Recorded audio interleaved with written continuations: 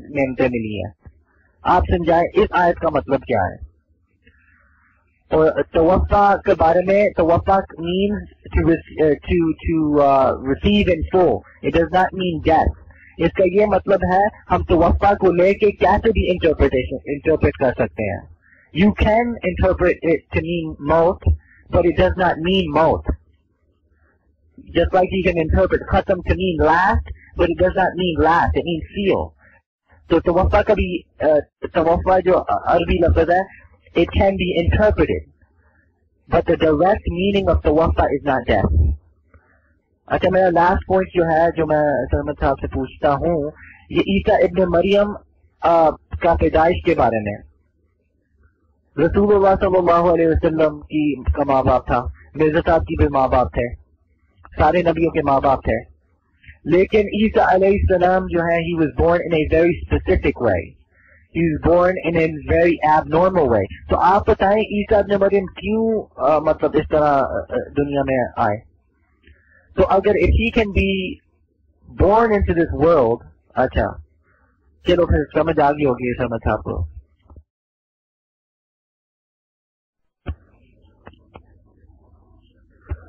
سرمد صاحب, آپ 5 منٹ بعد آپ کو مائک دیا جائے گا.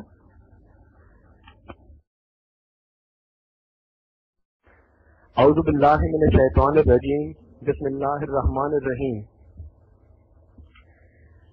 اچھا جی, پہلا نقطہ جو انہوں نے اٹھایا ہے آرتھوڈاکس صاحب نے, وہ یہ ہے کہ مسیح کا ٹائٹل کسی اور کو نہیں دیا گیا. اگر یہ ٹائٹل کسی اور کو نہیں دیا گیا تو اس کا دوبارہ آنے سے کیا تعلق ہے؟ ٹائٹل تو بہت سے ایسے ہیں کہ جو کسی اور کو نہیں دیے گئے, تو کیا وہ سارے دوبارہ آئیں گے؟ پھر یہ فرماتے ہیں کہ عیسیٰ علیہ السلام کی پیدائش ایک بالکل یونیک امر ہے, یعنی ان کو یونیک بناتے ہیں ہر لحاظ سے. تو ان کی پیدائش بھی یونیک تھی, وہ یونیکلی آج تک زندہ بھی ہیں, وہ یونیکلی دوبارہ بھی آئیں گے, وہ یونیکلی جو ہے مسیح کے ٹائٹل بھی ان کو ملا ہے.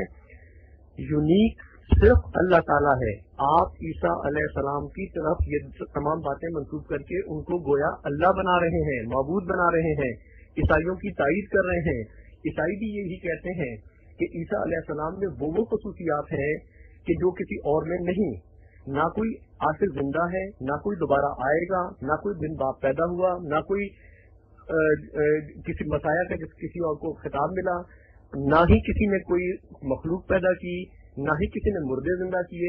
یہ تمام کام عیسائی کہتے ہیں کہ عیسیٰ علیہ السلام نے کیے, اور ہمارے مسلمان بھائی ان کی تائید کرتے ہیں, ہاں جی بالکل یہ عیسیٰ علیہ السلام نے یہ کام کیے. تو یہ تمام وہ خصوصیات ہیں جو کسی اور مخلوق میں نہیں. اگر یہ خصوصیات کسی اور مخلوق میں نہیں تو پھر یونیک ہونا, بے مثل ہونا, یہی تو اللہ ہے. آپ دوسرے الفاظ میں عیسیٰ علیہ السلام کو اللہ کہہ رہے ہیں, ان کو معبود بنا رہے ہیں. تو پہلا پوائنٹ جہاں تک آپ کا تعلق ہے کہ ٹائٹل کا دوبارہ آنے سے کوئی تعلق نہیں بنتا. کسی کا ٹائٹل کچھ ہو, اس کا دوبارہ آنے سے کوئی تعلق نہیں. اسی طرح عیسیٰ علیہ السلام کا بن باپ پیدا ہونا, آپ تو خود مانتے ہیں کہ آدم علیہ السلام کے بھی باپ نہیں تھے, ماں بھی نہیں تھی. تو اس میں کیا خصوصیت ہوئی کہ آدم علیہ السلام کو پھر 2 دفعہ آنا چاہیے پھر تو دنیا میں, کیونکہ ایک دفعہ باپ کی وجہ سے اور ایک دفعہ ماں کی وجہ سے. تو یہ ساری بچگانہ باتیں ہیں, ان کے پیچھے کوئی بھی ٹھوس حقیقت نہیں ہے. پھر آپ نے یہ کہا کہ جو یہاں سے گزر چکے ہیں, شہداء ہیں, انبیاء ہیں, ان کو اللہ تعالیٰ جنت میں ان کو باقاعدہ رزق دیتا ہے. وہاں اگر آپ ذرا سا غور کریں, قرآن شریف نے یہ صاف لکھا ہے کہ جو رزق, جنت کی نعمتیں نہ کسی آنکھ نے دیکھی نہ کسی کان نے سنی. جنت کی نعمتیں یہ آلو گاجر مولی نہیں ہیں, وہ روحانی نعمتیں ہیں, روحانی دنیا ہے. وہاں یہ جسم نہیں ہوں گے جو پخانے بھی کریں, جو کھانے بھی کھائیں. تو آپ کی سوچ مولویوں کی طرح بالکل مادی سوچ تک ہو چکی ہے.